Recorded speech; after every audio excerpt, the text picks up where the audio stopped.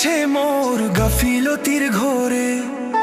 রমজান এলো রহমত নিয়ে আমার এই ঘরে।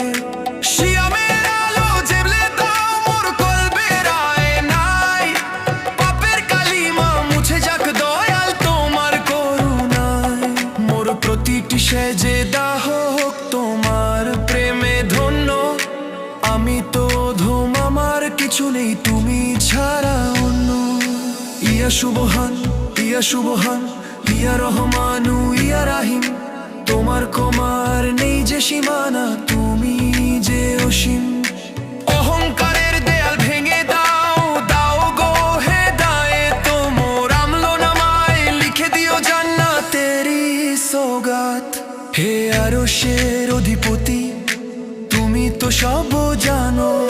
হৃদয়ের গোপন ব্যথা কেন